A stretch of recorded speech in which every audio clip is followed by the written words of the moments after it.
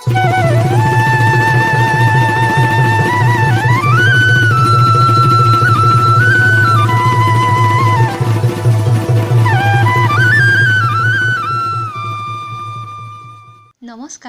পুনৰ মই সকলোকে মোৰ চেনেলটোলৈ আন্তৰিক প্ৰীতি আৰু সম্ভাষণ জনাই আজি মই আন এটা ভিডিঅ' লৈ আপোনালোকৰ আগত উপস্থিত হৈছোহি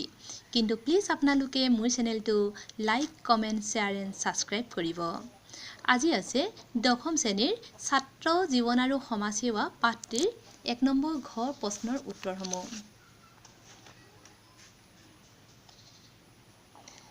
ঘ ছাত্ৰসকলে কাৰ্যকৰী শিক্ষা ক'ৰ পৰা কিদৰে লাভ কৰিব পাৰে উত্তৰ ছাত্ৰসকলে কাৰ্যকৰী শিক্ষা গাঁৱৰ পৰা লাভ কৰিব পাৰে অৰ্থাৎ গাঁৱৰ অশিক্ষিত লোকক বাতৰি কাকত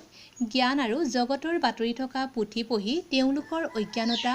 আনৰ বেয়া চিন্তাৰ মানসিকতা আঁতৰ কৰি গাঁৱৰ লোকৰ নৰিয়া বা আন বিপদত উপদেশ আৰু আন উপায়েৰে সহায় কৰি পশ্চিমৰ শিক্ষা আৰু সভ্যতাৰ সাম্যভাৱ প্ৰচাৰ কৰি আন জীৱ-জন্তুতকৈ মানুহৰ জীৱন যে বহু ওখ সেই কথা অনুভৱ কৰাই তেওঁলোকৰ চকু মুকলি কৰি দি লাভ কৰিব পাৰে। উঙ লিখকৰ মতে দেশৰ প্ৰকৃত উন্নতি কৰা মানে কিহৰ উন্নতি কৰা? উত্তৰ লিখকৰ মতে দেশৰ প্ৰকৃত উন্নতি কৰা মানে গাঁৱৰ উন্নতি কৰা গাঁৱত শিক্ষা বিস্তাৰ কৰা গাঁৱলীয়া লোকসকলক নিজ সন্মান আৰু দায়িত্বৰ কথা সোঁৱৰাই দিয়া ছাত্ৰ-ছাত্ৰীসকলে কোনো ক্ষেত্ৰত সমগ্ৰ জাতি বা দেশ এখনৰ ভাগ্য নিৰ্ণায়কৰ ভূমিকা গ্ৰহণ কৰিব পাৰে জনসংখ্যা বিস্ফোৰণ নিৰক্ষৰতা ৰাগিয়াল দ্ৰব্যৰ প্ৰচলন বিভিন্ন প্ৰাকৃতিক দুৰ্যোগ যাতায়াত ব্যৱস্থাৰ দুৰৱস্থা আদি সমস্যাবিলাক সমাধানৰ ক্ষেত্ৰত ছাত্ৰ-ছাত্ৰীয়ে গুৰুত্বপূৰ্ণ ভূমিকা পালন কৰি বিভিন্ন প্ৰাকৃতিক দুৰ্যোগবিলাকত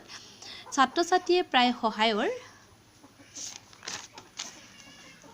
হাত আগবঢ়োৱা পৰিলক্ষিত হয় আৰু এই ভূমিকা অধিক সবল কৰি তুলিব পাৰিলে ছাত্ৰ শক্তি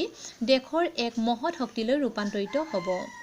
মৰমৰ ছাত্ৰ-ছাত্ৰীসকল আজি মই ইমানতে মোৰ ভিডিঅ'টো সমাপ্ত কৰিব বিচাৰিছোঁ পুনৰ বেলেগ এটা ভিডিঅ' লৈ আপোনালোকৰ আগত উপস্থিত হ'মহি